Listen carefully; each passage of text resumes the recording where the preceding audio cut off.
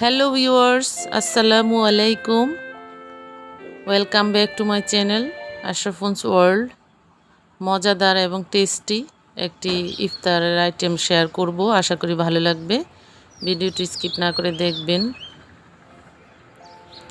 আমি প্রথমে নিয়েছি চিকেন, সিদ্ধ করে নিয়েছি। এটাকে লবণ দিয়ে সিদ্ধ করেছি। এই সিদ্ধ করা চিকেনটাকে গ্রেট করে নিব। এটা বোনলেস চিকেন নিয়েছি। আমি আবার নিয়েছি দুটি আলু সিদ্ধ। এই দুটি আলু সিদ্ধকে গ্রেট করে নিচ্ছি। আলুটা দিলে কাবাবটার বাইন্ডিংটা খুব সুন্দর আসে। এই যে দেখতে পাচ্ছেন আলু এবং চিকেন গ্রেট করা। এখন মেশানোর পালা। এক একজন এক এক ধরনের ভেজিটেবল অ্যাড করেন। আমি আজকে অ্যাড করেছি পেঁয়াজ কুচি, কাঁচামরিচ কুচি, পেঁয়াজ ফুল এবং একটি শিমলা মরিচ দিয়েছি স্বাদ মতো লবণ, 1 কাপ গাজর দিয়েছি। এখন এগুলো সব একসাথে মিশিয়ে নেব। একটি ডিম দিলাম, এটা বাইন্ডিং করতে খুব সুবিধা হয়। আর এই যে নিজের হাতে বানানো ব্রেড ক্রাম দিয়ে দিলাম 2 চামচ। এটা দিলে মুচমুচে হবে, এই চপটা খেতে খুব ভালো লাগবে। দিয়ে দিলাম 2 চামচ শুকনো চালের গুঁড়ি। চালের গুঁড়ি দিলে মুচমুচে হয়। দিলাম টালা জিরার গুঁড়ো আর দিয়েছি 1 চামচ গরম মশলার গুঁড়ো। 2 চামচ দিলাম কর্নফ্লাওয়ার আর দিচ্ছি সয়া সস। এই যে গোলমরিচের গুঁড়ো দিলাম 1 চামচ। আর এখন দিচ্ছি 2 চামচ পরিমাণ ময়দা আর দিয়ে দিলাম সামান্য তেল।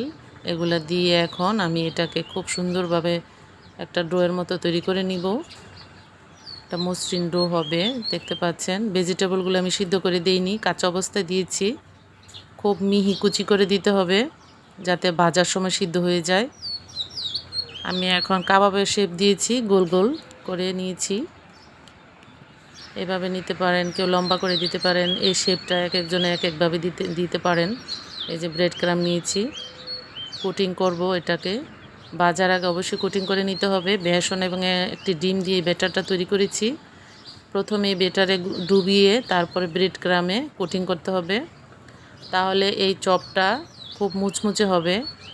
ইফতারির আইটেমের মধ্যে এই চিকেন চপটা খুব ভালো লাগবে। বাসায় ট্রাই করে দেখবেন। আমি ট্রাই করে দেখেছি, অত্যন্ত সুস্বাদু।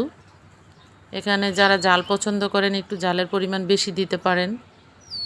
সয়া সস এবং গোলমরিচ অবশ্যই দিতে হবে। এই দুটো দিলে এটার ফ্লেভারটা অন্যরকম আসে, খেতেও ভালো লাগে। এই চিকেন চপের বিভিন্ন ধরনের রেসিপি আছে, এক একজন এক একভাবে করেছেন। আশা করছি আমারটা ভালো লাগবে। আমি একটু অন্যভাবে ট্রাই করেছি। এই যে দেখতে পাচ্ছেন কিভাবে প্রথমে বেসনের ব্যাটারে ডুবিয়ে তারপরে ব্রেড ক্রামে গড়িয়ে নিতে হবে। আর এই ব্রেড ক্রামটা আমি কিনিনি, আমি নিজেই তৈরি করেছি। বাজার থেকে শুধু টোস্টটা এনেছি। এই টোস্টটাকে ব্লেন্ডারে গুঁড়ো করে ব্রেড ক্রাম বানিয়ে নিয়েছি। এই যে দেখতে পাচ্ছেন সবগুলো কোটিং হয়ে গেছে প্রায়। এখন এগুলো ডিপ ফ্রিজও সংরক্ষণ করা যাবে, ছড়ানো প্লেটে রেখে তারপর ইচ্ছে মতো ভাজা যাবে। এই যে আমি ভাজতে চলে আসলাম চুলায়। প্রথমে চুলার ফ্লেমটা মাঝারি করে দিতে হবে যাতে পুড়ে না যায়, যেহেতু ভেজিটেবলগুলো কাঁচা অবস্থায় দিয়েছি। চুলার ফ্লেমটা একটু মাঝারি রাখতে হবে। এই যে হয়ে গেছে প্রায়। আর সবার শেষে এটাকে চুলার ফ্লেমটা একটু বাড়িয়ে দিতে হবে যাতে উপরটা লাল একটা লোভনীয় কালার হয়। এই যে দেখতে পাচ্ছেন আমার এই চিকেন চপগুলো ভাজা হয়ে গেছে।